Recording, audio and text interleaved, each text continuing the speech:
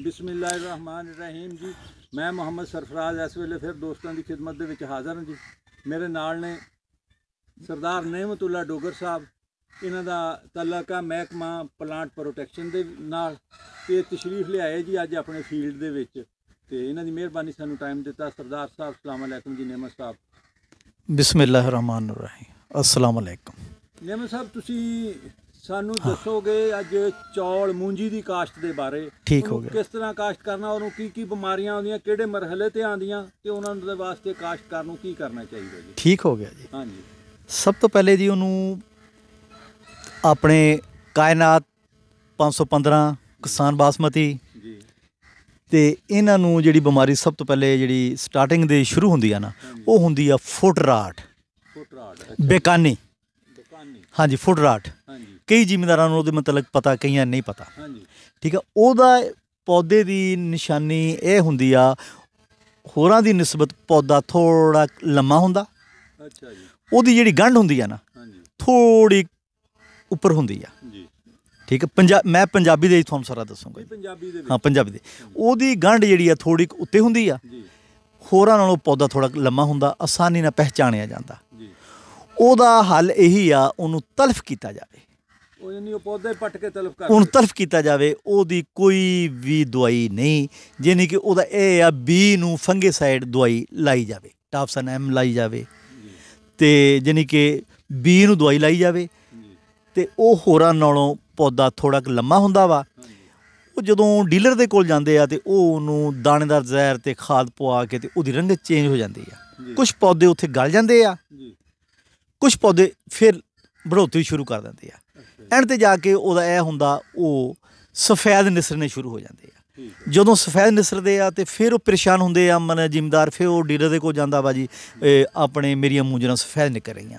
ਉਹਦਾ ਹੱਲ ਇਹੀ ਆ, ਉਹਨੂੰ ਤਲਫ ਕੀਤਾ ਜਾਵੇ। ਠੀਕ ਆ। ਇਹ ਹੁੰਦਾ ਫੁੱਟ ਰਾਟ, ਜਿਹਨੂੰ ਬੇਕਾਨੀ ਕਹਿੰਦੇ ਆ। ਉਸ ਤੋਂ ਬਾਅਦ ਦੇ ਵਿੱਚ ਬੋਰਰ ਦਾ ਉੱਤੇ ਹਮਲਾ ਜਿਹੜਾ ਉਹ ਸ਼ੁਰੂ ਹੋ ਜਾਂਦਾ ਵਾ। ਉਹ ਤਕਰੀਬਨ 35 ਤੋਂ 40 ਜਾਣੀ ਕਿ 40-45 ਦਿਨ ਤੋਂ ਨਾ ਆਮ ਜਾਣੀ ਕਿ ਸ਼ੁਰੂ ਹੁੰਦਾ। ਉਹਦੀ ਨਿਸ਼ਾਨੀ ਇਹ ਹੁੰਦੀ ਆ, ਜਿਹੜੀ ਵਿਚਲੀ ਕੋਂਪਲ ਹੁੰਦੀ ਆ ਨਾ, ਉਹ ਸੁੱਕੀ ਹੁੰਦੀ ਆ। ਕਿਉਂਕਿ ਜ਼ਿਮੀਦਾਰ ਆਪਣੀ ਫਸਲ ਦੇ ਵਿੱਚ ਨਹੀਂ ਵੜਦਾ। ਅਗਰ ਉਹਦੇ ਵਿੱਚ ਬੜੇ ਉਹਦੀ ਪੈਸਟ ਕੋਟਿੰਗ ਕਰੇ, ਉਹਨੂੰ ਉਹਦੀ ਮੁਆਸ਼ੀ ਹੱਦ ਦਾ ਪਤਾ ਲੱਗੇ। ਇਹ 5 ਹੋਵੇ ਤੇ ਮੁਆਸ਼ੀ ਹੱਦ ਜਾਣੀ ਕਿ ਇਹਨੂੰ ਅਸੀਂ ਕਹਿੰਦੇ ਆ, ਇਹਨੂੰ ਦਵਾਈ ਪਾਉਣੀ ਚਾਹੀਦੀ ਆ, ਇਹਦੀ ਪੈਸਟ ਕੋਟਿੰਗ ਕਰਨੀ ਚਾਹੀਦੀ ਆ। ਪੈਸਟ ਕੋਟਿੰਗ ਹੁੰਦੀ ਕੀ ਆ?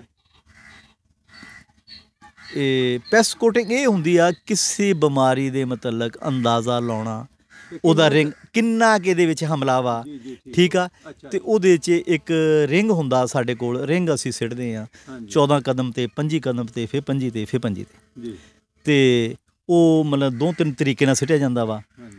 ਵਿਤਰੀ ਤਰੀਕੇ ਨਾਲ ਵੀ ਸਿੱਟਿਆ ਜਾਂਦਾ ਵਾ, ਪੰਜ ਨਕਾਤੇ ਨਾਲ ਸਿੱਟਿਆ ਜਾਂਦਾ ਵਾ। ਉਹ ਮਤਲਬ ਜਾਣੀ ਕਿ ਉਹਦੇ ਵਿੱਚ ਜਿੰਨੇ ਪੌਦੇ ਆਉਂਦੇ ਆ, ਉਹਦੇ ਵਿੱਚ ਅਸੀਂ ਉਹ ਨੋਟ ਕਰ ਲਈਦੇ ਆ, ਉਹਦੀਆਂ ਸ਼ਾਖਾਂ ਨੋਟ ਕਰ ਲਈਦੀਆਂ। ਉਹਦੀ ਫਿਰ ਅਸੀਂ ਫੀਸਦ ਕੱਢ ਲੈਂਦੇ ਆ। ਖਰਾਬ ਸ਼ਾਖਾਂ ਜ਼ਰਬ 100 ਬਟਾ ਕੁੱਲ ਸ਼ਾਖੇ, ਉਹਦੀ ਅਸੀਂ ਫੀਸਦ ਕੱਢ ਲੈਂਦੇ ਆ। ਅਗਰ 5% ਆਵੇ ਤੇ ਅਸੀਂ ਉਹਨੂੰ ਕਹਿੰਦੇ ਇਹਨੂੰ ਜ਼ਹਿਰ ਦਾ ਇਸਤੇਮਾਲ ਕਰਨਾ ਚਾਹੀਦਾ। ਠੀਕ ਆ। ਤੇ ਕਿਉਂਕਿ ਜ਼ਿਮੀਦਾਰ ਉਹਦੇ ਵਿੱਚ ਨਹੀਂ ਮਤਲਬ ਫਸਲ ਦੇ ਵਿੱਚ ਵੜਦਾ, ਉਹ ਡੀਲਰ ਦੇ ਕਹਿਣ ਤੇ ਅੰਧਾ ਧੁੰਦ ਦਵਾਈਆਂ ਪਾ ਦਿੰਦਾ। ਉਸ ਤੋਂ ਬਾਅਦ ਦੇ ਵਿੱਚ ਕਿਉਂਕਿ ਇਹ ਅਗਲਾ 9ਵਾਂ ਮਹੀਨਾ ਜਿਹੜਾ ਵਾ ਉਹ ਮਤਲਬ ਫਸਲ ਵਾਸਤੇ ਬਹੁਤ ਅਹਿਮ ਆ। ਪਹਿਲਾ ਹਫਤਾ, ਦੂਸਰਾ ਹਫਤਾ, ਕਿਉਂਕਿ ਉੱਥੇ ਪਤਾ ਲਪੇਟ ਵੀ ਬਹੁਤ ਜ਼ਿਆਦਾ ਆਉਂਦੀ ਆ। ਲੋਕ ਖਾਦਾਂ ਪਾਉਂਦੇ ਆ, ਅੰਧਾ ਧੁੰਦ ਖਾਦਾਂ ਪਾ ਦਿੰਦੇ ਆ। ਸਤੰਬਰ ਦਾ ਮਹੀਨਾ ਠੀਕ ਆ। ਉਹਦੇ ਵਿੱਚ ਅੰਧਾ ਧੁੰਦ ਪਾ ਦਿੰਦੇ ਆ। ਉਹ ਜਦੋਂ ਖਾਦ ਯੂਰੀਆ ਪਾਉਂਦੇ ਆ ਤੇ ਪੱਤਾ ਨਰਮ ਹੋ ਜਾਂਦਾ ਵਾ।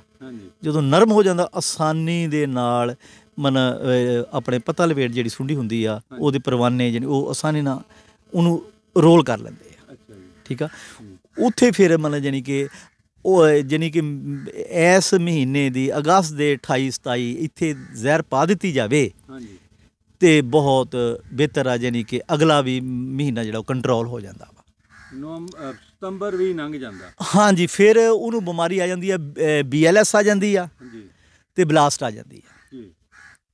ਇਹਨਾਂ ਵਾਸਤੇ ਫੰਗੀਸਾਈਡ ਜਿਹੜੀ ਦਵਾਈ ਆ ਉਹ ਇਸਤੇਮਾਲ ਕਰਨੀ ਜਿਹੜੀ ਲਾਜ਼ਮੀ ਆ। ਤੇ BLS ਜਿਹੜੀ ਹੁੰਦੀ ਆ ਪੱਤਿਆਂ ਦੇ ਉੱਤੇ ਨੁਕਤੇ ਦਾ ਜਿਹੜੇ ਆ ਨਾ, ਉਹ ਮਤਲਬ ਜਾਣੀ ਕਿ ਛੋਟੇ ਹੁੰਦੇ ਆ। ਤੇ ਉਹਦੇ ਵਾਸਤੇ ਕੋਈ ਵੀ ਫੰਗੀਸਾਈਡ ਤੁਸੀਂ ਸਕੋਰ ਕਰ ਸਕਦੇ ਆ।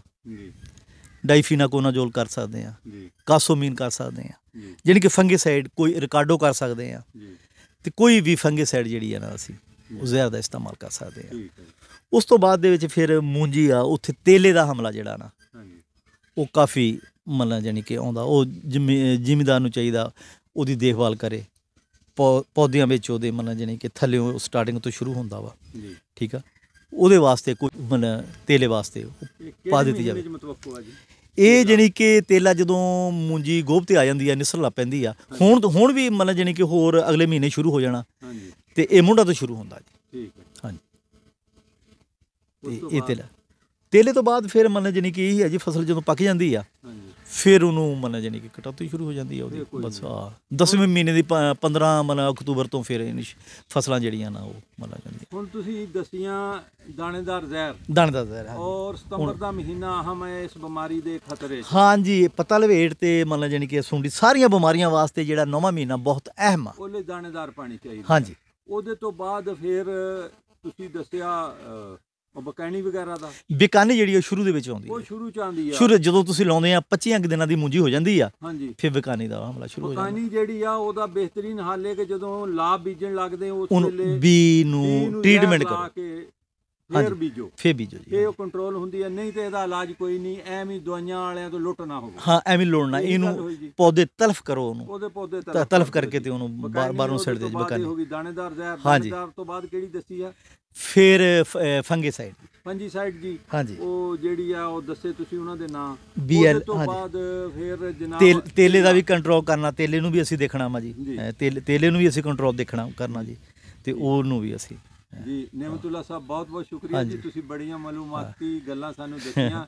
ਤੇ ਇੱਕ ਠੀਕ ਹੈ। ਗੱਲੋਂ ਮੈਂ ਹੈਰਾਨ ਹਾਂ, ਤੁਹਾਡਾ ਮਹਿਕਮਾ ਪਲਾਂਟ ਪ੍ਰੋਟੈਕਸ਼ਨ। ਹਾਂਜੀ ਅਸੀਂ ਜੀ ਹੁਣ ਅੱਧੀ ਸਦੀ ਇਸ ਦੁਨੀਆ 'ਚ ਗੁਜ਼ਾਰ ਲਈ ਆ। ਹਾਂਜੀ ਮੇਰੀ ਜ਼ਿੰਦਗੀ 'ਚ ਪਲਾਂਟ ਪ੍ਰੋਟੈਕਸ਼ਨ ਦਾ ਕੋਈ ਨੁਮਾਇੰਦਾ ਪਹਿਲੀ ਵਾਰ ਸਾਡੇ ਪਿੰਡ ਆਇਆ। ਨਹੀਂ ਤਾਂ ਐਕਸਟੈਂਸ਼ਨ ਵਾਲੇ ਆ ਜਾਂਦੇ ਜੀ, ਉਹਨਾਂ ਦੇ ਬੇਲਦਾਰ ਹੁੰਦੇ, ਫੀਲਡ ਅਸਿਸਟੈਂਟ ਹੁੰਦੇ, ਜ਼ਰਾਅਤ ਅਫਸਰ ਹੁੰਦੇ ਆ, EADA, ਹੁਣ ਸ਼ਾਇਦ ਪਤਾ ਨਹੀਂ DDO ਕਹਿਣ ਲੱਗ ਪਏ ਜਿਹੜੇ ਤਹਿਸੀਲ ਅਫਸਰ ਆ। ਮੋਹਸਨ ਸ਼ਰੀਫ ਸਾਹਿਬ ਪਿਛਲੇ ਦਿਨਾਂ 'ਚ ਤਸ਼ਰੀਫ ਵੀ ਲਿਆਏ ਆ। ਠੀਕ ਹੈ ਜੀ, ਠੀਕ ਹੈ। ਲੇਕਿਨ ਤੁਹਾਡਾ ਮਹਿਕਮਾ ਵੀ ਹੈਗਾ, ਇਹ ਮੈਨੂੰ ਤਾਂ ਪਹਿਲੀ ਵਾਰ ਅਖਬਾਰਾਂ 'ਚ ਰੇਡੀਓ 'ਚ ਸੁਣੀਦਾ ਸੀ, ਫੀਲਡ ਵਿੱਚ ਵੀ ਤੁਸੀਂ ਨਹੀਂ, ਆਉਂਦੇ ਹੋ। ਸਾਡਾ ਮੈਨੂੰ ਮਹਿਕਮਾ ਬਹੁਤ ਮਾਸ਼ਾਅੱਲਾ ਖੁਸ਼ੀ ਬਹੁਤ ਕੰਮ ਕਰਦਾ, ਇਹਦੇ 'ਚ ਕੋਈ ਸ਼ੱਕ ਨਹੀਂ, ਬਹੁਤ ਕੰਮ ਕਰਦਾ। ਤੁਹਾਨੂੰ ਦੇਖ ਕੇ ਲੱਗਦਾ ਕਰਦਾ ਜੀ। ਵੈਸੇ ਬਹੁਤ ਬਹੁਤ ਸ਼ੁਕਰੀਆ। ਹੁਣ ਉਮੀਦ ਹੈ ਜੀ ਤੁਸੀਂ ਸਾਡੇ ਤਹਿਸੀਲ ਦੇ ਵਿੱਚ ਰਹੋਗੇ, ਤੁਹਾਡਾ ਰਾਬਤਾ ਰਹੇਗਾ ਜੀ। ਠੀਕ ਹੋ ਗਿਆ ਜੀ। ਪਾਕਿਸਤਾਨ ਜ਼ਿੰਦਾਬਾਦ ਜੀ।